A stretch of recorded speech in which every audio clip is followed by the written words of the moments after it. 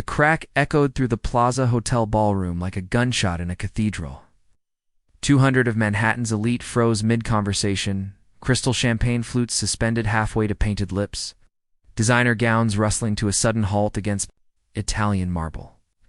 The discreet orchestra's violins wavered into silence as every head turned toward the epicenter of the disturbance. Scarlet Monroe stood in the center of the ballroom, her hands still trembling from the force of impact, her emerald evening gown catching the light from the massive chandeliers overhead. Before her, James Blackwood pressed his palm against his cheek, a red handprint blooming across his aristocratic features like a brand. "You arrogant bastard." Scarlet's voice cut through the stunned silence, her green eyes blazing with a fury that made the surrounding diamonds look dull. "You think your money can buy anything in this world, including people?" James Blackwood, CEO of Blackwood Enterprises, and worth more than some small country's GDP, blinked in genuine shock. In 32 years of life, 15 of them spent in the ruthless world of high finance, no one had dared raise a hand to him. His carefully constructed armor of wealth and power had just been shattered by a woman in a dress that probably cost less than his watch. "What the hell did you just do?" he muttered, more stunned than angry. "What the hell did I do?" Scarlet stepped closer, her 5-inch heels clicking against the marble like bullets. "You offered me $100,000 to spend the night with you. I'm a respected journalist with the New York Tribune, not some escort you can purchase with your platinum card." The crowd's murmur grew from whispers to barely contained excitement. Cell phones appeared like magic, cameras discreetly angled toward the unfolding drama. James realized with growing dread that he was witnessing what would become the social scandal of the decade, broadcast live to social media feeds across the city. "Listen, there's been a misunderstanding," he began, but Scarlet's bitter laugh cut him off. "Misunderstanding." She took another step forward, and James caught the scent of her perfume mixed with righteous anger. "You approached me at the bar with that practiced smile and your $50 million charm, assuming I'd fall at your feet like every other woman in this room." James opened his mouth to defend himself, but something shifted in Scarlet's expression. The fire in her eyes flickered, replaced by something that looked dangerously close to fear. Her face drained of color as she stared over his shoulder. "No," she whispered, the single word barely audible above the crowd's growing buzz. James turned to follow her gaze and saw a man approaching with a predatory smile, his arm wrapped around a bleached blonde who clung to him like expensive jewelry. The man's eyes held the cold satisfaction of someone about to deliver a killing blow. Well, Derek Matthews said, his voice carrying the false sympathy of a funeral director. "If it isn't little Scarlet Monroe. I see you finally found your level, playing with the big boys. It suits you." The blonde beside him giggled, like broken glass, and James watched Scarlet's composure crumble in real time. Whatever this Derek represented, it was worse than a simple ex-boyfriend. This was personal destruction walking toward her in a $1,000 suit. Cameras were all pointed at Scarlet now, capturing every second of her humiliation for tomorrow's headlines. James saw her hands shake, saw her lips part in a silent plea for escape that would never come. In that moment, she looked less like the fierce woman who had just slapped him and more like someone drowning in plain sight. That's when something inside James Blackwood shifted. Maybe it was the vulnerability in her eyes, or maybe it was the way Derek Matthews looked at her like she was something to be discarded. Maybe it was simply that he recognized a fellow survivor in a world designed to break people. Without conscious thought, James stepped beside Scarlet.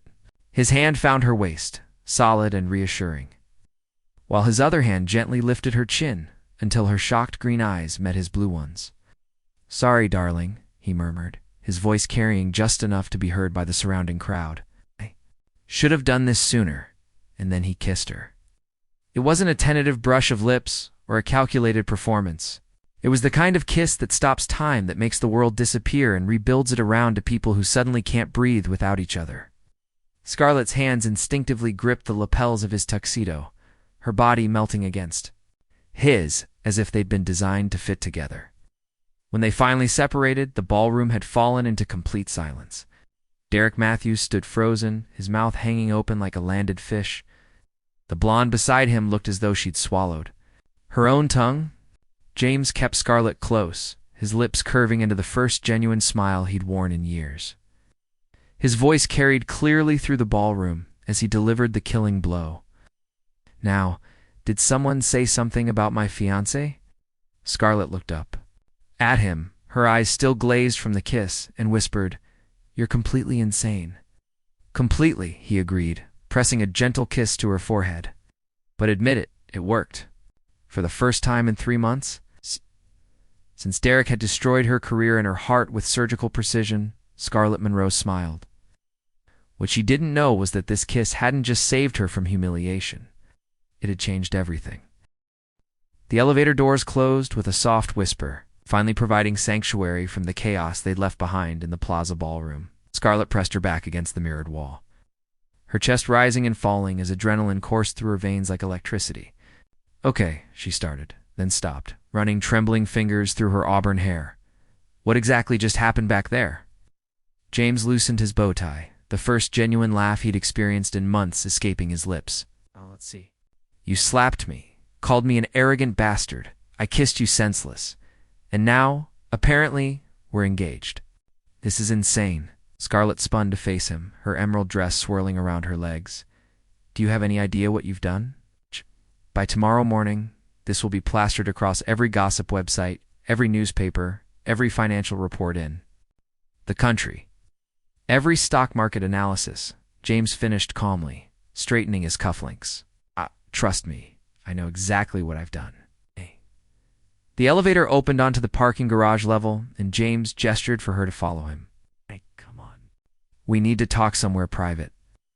The paparazzi will be swarming the lobby in about 10 minutes. "I can't just leave with you," Scarlet protested, even as her feet carried her toward his sleek black Tesla. "I don't even know you." James Blackwood, 32, CEO of Blackwood Enterprises, Harvard Business School graduate, allergic to shellfish, and apparently excellent at impromptu fake engagements. He opened the passenger door with practiced chivalry. "There, now you know me." Despite everything, Scarlet felt a smile tugging at her lips. "That's hardly a comprehensive background check. We'll have plenty of time for that." James waited patiently by the open door, his blue eyes holding a warmth that hadn't been there at the gala. "Look, I know this is crazy, but that guy Derek was about to destroy you in front of 200 people and a dozen cameras. I couldn't just stand there and watch." The mention of Derek's name sent ice through Scarlet's veins. She remembered the satisfaction in his voice, the way he'd looked at her like something scraped off his shoe, the humiliation he'd planned to deliver in front of New York's most powerful people. Without another word, she slid into the car. As James navigated through Manhattan traffic, Scarlet stared out the window at the city lights blurring past. The familiar streets looked different now, as if that kiss had shifted the entire world a few degrees off its axis. "So what's your angle?" she asked suddenly, her journalist instincts kicking in despite the surreal circumstances. "My angle? Nobody does something like that without a reason. What do you get out of this fake engagement?" James was quiet for a long moment, his hands steady on the steering wheel as he maneuvered around a taxi. "You really want to know? I'm a journalist. I always want to know. My grandmother." He glanced at her briefly before returning his attention to the road. "Eleanor Blackwood, 87 years old, founder of Blackwood Enterprises, and the most stubborn woman on the East Coast. She's been pressuring me to settle down for the past 5 years. Last month, she threatened to leave the company to my cousin Marcus if I don't produce a serious relationship by Christmas." James pulled into the parking garage of a luxury apartment building, the kind where doormen wore white gloves and the marble in the lobby cost more than most people's homes. "And Marcus is," Scarlet prompted, "an incompetent playboy who would run the company into the ground within 6 months." James cut the engine and turned to face her directly. "My grandmother built this empire from nothing during an era when women weren't even allowed in most boardrooms. I can't let it be destroyed because I'm apparently emotionally unavailable and married to my work." Scarlet studied his profile in the dim garage lighting. There was something vulnerable in his expression that hadn't been there at the gala. Crack in the armor that revealed the man beneath the billionaire facade. "So you need a fake fiancé," she said slowly, And I need to show my ex that I've moved on to bigger and better things. It's a mutually beneficial arrangement. This is completely insane. The best plans usually are. They rode the elevator to the 42nd floor in contemplative silence. When James opened the door to his penthouse, Scarlett's breath caught despite herself. Floor-to-ceiling windows offered a stunning view of Central Park, and the apartment was decorated with understated elegance that whispered rather than shouted its expense. "Nice place," she said, trying to sound unimpressed. "Thanks. My decorator has excellent taste in overpriced furniture." James headed toward the kitchen, his movements easy and confident in his own space. "Coffee? Wine? Something stronger?" "Feel like this conversation requires either caffeine or alcohol. Coffee's fine." Scarlett wandered to the windows, looking out at the city that sprawled below them like a circuit board made of light. So how exactly would this work? This fake engagement? We need to make it believable. James started an espresso machine that probably cost more than her monthly rent. Public appearances, social media posts. Maybe you could move in here? For a while? Whoa, hold on. Scarlett spun around. Move in. Separate bedrooms, obviously. James held up his hands in surrender. This place has 4 bedrooms. You'd have complete privacy, your own space. How long would this charade last? 6 months? Maybe 8? Long enough for my grandmother to believe it's serious? Long enough for the media attention to help your career recover from whatever Derek did to damage it? Scarlett was quiet, considering. The truth was that Derek's betrayal had done more than break her heart. He'd systematically destroyed her professional reputation, questioning her ethics, spreading rumors about her sources, making her editors doubt her credibility. The scandal tonight, if handled correctly, could actually rehabilitate her image. "I'd want a contract," she said finally, of course. "With specific terms, boundaries, exit clauses, absolutely. And I keep my apartment. This would just be for appearances. Whatever makes you comfortable." James handed her a perfect cappuccino, their fingers brushing as she took the cup. The contact sent an unexpected jolt through her, and from the way James's eyes widened slightly, she knew he'd felt it too. "There's one more thing," she said, taking a sip of coffee to steady herself. "What's that? That kiss? It can't happen again." James studied her face for a long moment, his blue eyes searching hers. "Because you didn't like it?" Scarlett felt heat rise in her cheeks. "'Cause I liked it too much." A slow smile spread across James's face, transforming his features from merely handsome to devastating. "This is going to be interesting. This is going to be complicated. The best things usually are." Outside the penthouse windows, New York City sparkled like a promise of adventure. Neither of them knew that their fake engagement was about to become the most real thing either had ever experienced. But in the space between one heartbeat and the next, as they stood in James's kitchen drinking coffee and negotiating the terms of their elaborate deception, something shifted. The air grew charged with possibility, with the electric tension of 2 people who are about to discover that some lies reveal more truth than any amount of honesty ever could. The next morning arrived with all the subtlety of a media avalanche. Scarlett's phone had been buzzing incessantly since 6 a.m., and when she finally gathered the courage to look, she found 47 missed calls, 93 text messages, and approximately 200 social media notifications. "Oh my God," she muttered, scrolling through the headlines that had already consumed the internet. "Blackwood's mystery fiancé who is Scarlet Monroe." From slap to kiss, the Plaza Gala's most shocking moment. Billionaire's surprise engagement. Rocks Wall Street. Her apartment buzzer rang with increasing urgency. Through the intercom, she heard her best friend Maya's voice, sharp with barely contained hysteria. "No, Marie Monroe, you open this door right now, or I'm calling the shit. Fire department." 5 minutes later, Maya Chen burst through the door like a tiny tornado in designer heels, her handbag swinging dangerously as she waved a stack of newspapers. "What the hell?" Maya slammed the papers onto Scarlett's coffee table with dramatic flair. "You get engaged to James Blackwood and don't tell your best friend? I had to find out from page 6. Maya, I can explain." "Better explain." "Do you know who this man is?" "He's been on Forbes' most eligible bachelor list for 3 years running. His net worth has more zeros than my phone number." Scarlett's phone rang, James's name appearing on the screen. Maya's eyes widened to cartoonish proportions. "That's him," Scarlet said weakly. "Answer it," Maya practically shrieked. "Put it on speaker." "Hello. Good morning, darling." James's voice was warm with amusement, and Scarlet could practically hear his smile through the phone. "I take it? You've seen the news? Hard to miss it when there are photographers camping outside my building." "Ah, yes, I may have underestimated the media interest. My assistant is handling press releases, but we need to meet today to finalize our arrangement." Maya grabbed a notepad and scribbled "Ask about the kiss" in capital letters. Scarlet swatted the notepad away. "Where did you want to meet?" "My lawyer's office. We'll need to make this official if we're going to pull it off. Can you be at Morrison, Black & Associates at 11? I'll text you the address. I'll be there. Oh, and Scarlet, you might want to use the service entrance. The front of the building looks like a media circus." 2 hours later, Scarlet sat in the most intimidating conference room she'd ever seen, facing James and a lawyer who looked like he charged more per hour than she made in a month. "The terms are quite straightforward," said Richard Morrison, sliding a thick document across the mahogany table. "A 6-month engagement, with an option to extend if mutually agreed upon. Ms. Monroe will receive a monthly stipend of $50,000. $50,000. Scarlet nearly choked on her coffee. "That's ridiculous. Brett, I don't need that much. You'll need new clothes, accessories, and the ability to attend events without worrying about your regular job." James interrupted smoothly. "Consider it a performance fee."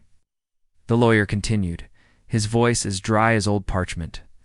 "Joint public appearances, a minimum of twice per week. Separate living arrangements, though Ms. Monroe will have access to Mr. Blackwood's penthouse for appearances. No romantic involvement with third parties during the contract period." "What about actual romantic involvement with each other?" Scarlet asked, then immediately regretted it when James raised an eyebrow. "That's not covered in the contract," the lawyer said diplomatically.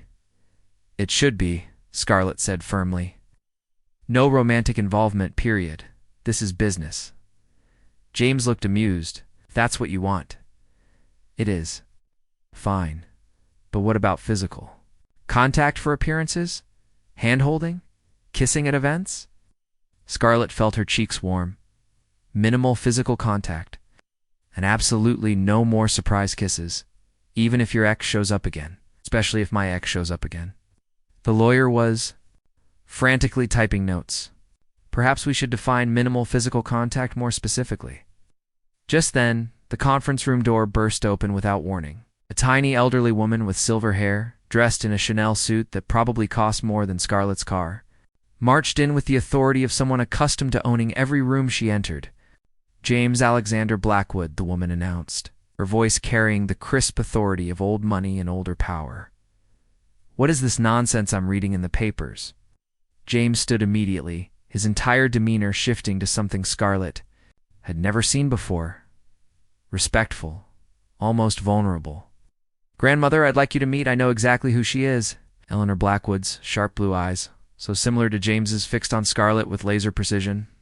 "The question is, what are her intentions toward my grandson?" Scarlet stood as well, extending her hand. "Mrs. Blackwood, it's a pleasure too. It's Ms. Blackwood. I never took my husband's name." Eleanor's handshake was firm, her gaze assessing. "I built this company when women weren't even allowed in boardrooms. I don't need a man's name to define me." "I respect that," Scarlet said genuinely. "I've read about your work. What you accomplished in the textile industry was revolutionary." Eleanor's expression softened slightly, surprise flickering across her features. "You've done your research. I'm a journalist. Research is what I do." Eleanor moved to the head of the conference table, claiming it as naturally as breathing. "Mr. Morrison, I assume you're handling the prenuptial arrangements?" Grandmother James began. But Eleanor held up a hand that could have stopped traffic. "Don't grandmother me, young man. If you're finally serious about settling down, then we'll do this properly." She turned back to Scarlet. "My dear, you should know that James has never brought a woman to meet me." In 32 years, not once. Scarlet felt something twist in her stomach. "He hasn't. Not once. So either you're extraordinarily special, Or this is an elaborate performance designed to manipulate an old woman into changing her will. Eleanor's smile was sharp as a blade. Which is it? The room fell silent except for the sound of the lawyer's nervous pin-clicking. James looked genuinely uncomfortable for the first time since Scarlet had met him. The weight of Eleanor's scrutiny was crushing, like being examined under a microscope by someone who had built an empire on reading people's true intentions. "I think," Scarlet said carefully, "that your grandson is a complicated man who values his family's legacy more than his own comfort, and I think you raised him to be that way." Eleanor studied her for a long moment, then broke into the first genuine smile Scarlet had seen from her. "Oh, I like you already. James, this one has a spine, I noticed," James said dryly. "Good, you'll need it if you're going to survive in this family." Eleanor settled into her chair like a queen claiming her throne. "Now, let's discuss the real terms of this arrangement. Because if you think you can fool me with some surface-level charade, you're both sadly mistaken." Scarlet and James exchanged a look across the conference table. Their simple fake engagement had just become infinitely more complicated. Eleanor Blackwood wasn't just James's grandmother. She was a force of nature who had built an empire on her ability to see through lies. And she was watching them with the keen interest of a predator who had just spotted something fascinating. The game had changed. The stakes had just gotten higher. Scarlet was beginning to realize that she might be in far deeper waters than she had ever imagined. 3 weeks into their arrangement, Scarlet realized she was in serious trouble. It wasn't supposed to happen this way. The contract had been clear, the boundaries established, the performance parameters defined. But contracts, she was learning, couldn't account for the way James brought her coffee every morning exactly how she liked it, or how his rare, genuine smiles made her forget why she'd insisted on separate bedrooms. She was falling for him, hard, and that hadn't been part of the deal. The revelation hit her with devastating clarity as she watched him handle a crisis at Blackwood Enterprises. A factory fire in Ohio had injured 12 workers, and while other CEOs might have delegated the response to PR teams and lawyers, James had flown out personally to visit every injured worker in the hospital. "You didn't have to do that," Scarlet said when he returned to the penthouse at 2 a.m, exhaustion etched in every line of his face. "Yes, I did." He loosened his tie, his movements heavy with fatigue. "These aren't just numbers on a spreadsheet. They're people with families, with lives that matter." That's when she knew she was lost. The next morning brought their biggest challenge yet, the Blackwood Foundation's annual charity auction, where New York's elite would gather to see the Puzite, mysterious woman who had captured the city's most elusive bachelor. Eleanor had made it clear that this would be Scarlet's true test. "Remember," James said as they prepared to enter the Metropolitan Museum's main hall, "we're madly in love. Try to look like you can't keep your hands off me." The irony was that she couldn't. Over the past 3 weeks, every staged touch, every practiced caress, every carefully orchestrated kiss for the cameras had become pure torture. She was hyper-aware of his every movement, the way his hand felt on her lower back, the scent of his cologne, the warmth of his body when he pulled her close for photographs. "This shouldn't be difficult," she murmured, adjusting his bow tie with hands that trembled slightly. "After all, I'm an excellent actress." Something flickered in James's eyes, too quick to identify. "Yes, you are." The auction was a glittering success until Derek Matthews appeared with his blonde companion, both looking like they'd stepped out of a magazine dedicated to expensive mediocrity. "Well, well," Derek drawled, approaching them during a quiet moment. "Between auction lots, if it isn't New York's favorite fake couple." Scarlet felt James tense beside her, his hand tightening protectively on her waist. "I'm sorry, do we know you?" Derek Matthews, investigative journalist. "Well, I was until I was promoted to editor." Derek's smile was poisonous. "I know dear Scarlet quite well. We were engaged once before I discovered what she really was." "And what's that?" James's voice had dropped to a dangerous quiet. "A fraud. A journalist who fabricated sources, invented quotes, destroyed careers with lies." Derek's eyes glittered with malicious satisfaction. "Ask her about the Senator Morrison story. Ask her why she really left the Tribune." The blood drained from Scarlett's face. Morrison stored this investigation that had ended her career. The one Derek had sabotaged by planting false evidence and manipulating her sources. The one that had made her look like everything he was now claiming she was. "That's not," she began, but Derek cut her off. "Oh, it gets better. She's been feeding you information, hasn't she, James? About your competitors, about deals in the works? How do you think she knew exactly how to approach you at the plaza? This whole engagement is just her latest con." The lie was so expertly crafted, so perfectly designed to destroy everything she'd built with James, that Scarlett could only stare in horror. Around them, other guests had begun to notice the confrontation. Phones discreetly appearing, cameras angling their way. "That's enough," James said, his voice cold as winter steel. But Derek wasn't finished. "Check her apartment. Check her computer. You'll find files on every major player in the city, including detailed dossiers on you and your family. She's been playing you from the beginning." That's when Scarlett realized Derek's true genius. There would be files research she'd done. As a journalist, background checks she'd performed for legitimate stories. Information she'd gathered over years in the business. Taken out of context, it would look exactly like what Derek was claiming. "James," she whispered, but when she looked at his face, she saw doubt creeping in like poison. "Is it true?" he asked quietly about the Morrison story. Scarlett's heart shattered. After 3 weeks of growing closer, of sharing late-night conversations and stolen moments of genuine connection, he still didn't trust her enough to dismiss Derek's accusations without question. "Yes," she said simply. "I was blamed for a story that destroyed Senator Morrison's career. But I didn't. That's all I need to know." James stepped away from her, his expression shuddering like a house going dark. "Thank you for the performance, Miss Monroe. It was quite convincing." The dismissal hit her like a physical blow. Around them, the charity auction continued, but Scarlett felt as though she were drowning in plain sight. The cameras were still, rolling, capturing every moment of her public humiliation for tomorrow's headlines. Without another word, she turned and walked away, her heels clicking against the marble floor like a countdown to her own destruction. She didn't look back, didn't see the way James's hands clenched into fists, didn't notice Eleanor Blackwood, watching the entire scene with narrowed eyes. By the time Scarlett reached her apartment, the story was already breaking online. Blackwood engagement hoax, journalist's secret con exposed. From fake fiancé to career criminal, the truth about Scarlet Monroe.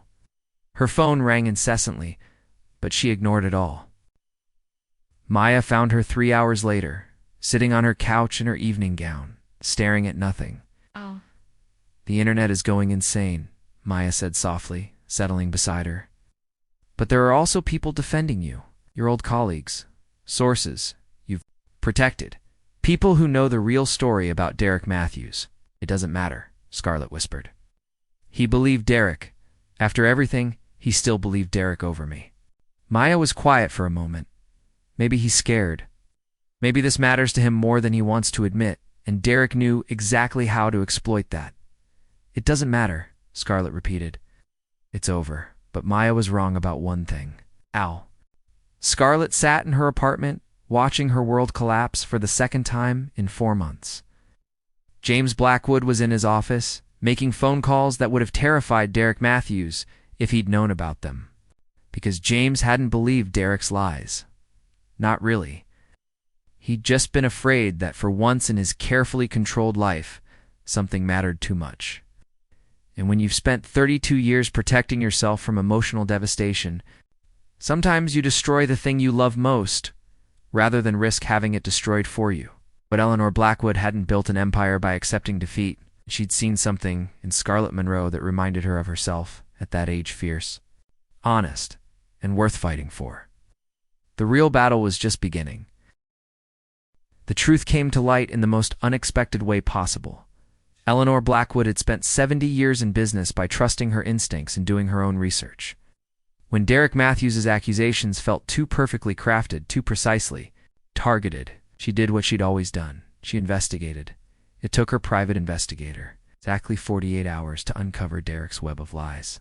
The falsified documents he'd planted in Scarlett's research files, the bribes he'd paid to sources to change their statements, The systematic campaign he'd waged to destroy her career when she'd refused to fabricate a story that would have benefited his own advancement. Most damning of all were the recorded phone calls Derek had made to other editors, bragging about how he'd manipulated the Morrison story to frame Scarlet for his own. Journalistic fraud. Eleanor arrived at James's office with a file thick enough to end careers and the satisfied smile of a predator who had cornered her prey. "You're an idiot," she announced without preamble.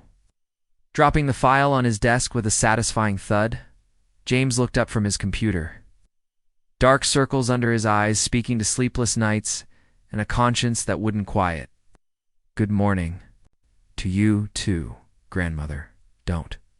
I've spent 2 days cleaning up your mess while you wallowed in self-pity and wounded pride." Eleanor settled into the chair across from his desk like a queen preparing to pass judgment. "That girl is innocent. More than innocent, she's been systematically destroyed by a man who couldn't bear that she was better at their job than he was." James stared at the file but didn't touch it. Eleanor read it. For the next hour, James read through evidence that painted Derek Matthews as everything Scarlet had never been: manipulative, dishonest, willing to destroy lives for personal gain. The Morrison story hadn't been Scarlet's failure, it had been Derek's masterpiece of deception, designed to eliminate the one journalist who posed a threat to his advancement. When James finally looked up, his face was gray with guilt and something that looked like grief. "She tried to tell me," he said quietly. "At the auction, she started to explain, and I cut her off." "Because you were scared," Eleanor said, not unkindly. "Because caring about someone means they can hurt you. You've spent 32 years making sure that never happens. I destroyed her again." James pushed back from his desk, running his hands through his hair. "Derek humiliated her at the plaza. I saved her, and then I handed her right back to him for a second round. Then fix it. How? She'll never forgive me." Eleanor studied her grandson with the same sharp attention she'd once used to evaluate business. "Deals worth millions. That depends entirely on how much you're willing to risk to win her back." "Anything," James said without hesitation. "Everything." Eleanor's smile was sharp and satisfied. "Then I have a plan." The press conference was scheduled for 5 o'clock at Blackwood Enterprises headquarters. By 4:30, every major news outlet in the city had assembled in the main conference room, drawn by the promise of revelations about the scandal that had dominated headlines for 3 days. Scarlet watched from her apartment as the live coverage began, Maya hovering anxiously beside her with tissues and wine. "You don't have to watch this," Maya said gently. "Whatever he's about to say, I need to see it," Scarlet whispered. "I need to know how it ends." James took the podium looking like a man, preparing for his own execution. Beside him stood Eleanor, her presence lending gravity to whatever was about to unfold. "3 days ago," James began, his voice carrying clearly through the microphone, "I made the worst mistake of my life. I believed lies about someone I cared deeply about, and in doing so, I betrayed not just her trust, but everything I claim to stand for." He paused, his blue eyes finding the camera as if he could see directly to Scarlet's apartment. "Scarlet Monroe is not a fraud. She's not a con artist. She's one of the most ethical journalists I've ever encountered. And she was systematically destroyed by a man who couldn't compete with her integrity." James gestured to Eleanor, who stepped forward with the bearing of someone about to deliver. "A killing blow. We have evidence," Eleanor announced, her voice cutting through the room like a blade, that Derek Matthews fabricated documents, bribed sources, and manipulated the Morrison investigation to frame Ms. Monroe for his own journalistic misconduct. Evidence that will be turned over to both the district attorney's office and the ethics boards of every publication that employed him. The room erupted in questions, but James held up a hand for silence. "But this isn't really about Derek Matthews," he continued. "This is about the fact that I claimed to love someone and then abandoned her the moment it became difficult. This is about the fact that I let fear make me cruel to the one person who deserved my trust above all others." Scarlet's breath caught in her throat. Maya gripped her hand so tightly it hurt. "I'm here to say publicly what I should have said 3 days ago."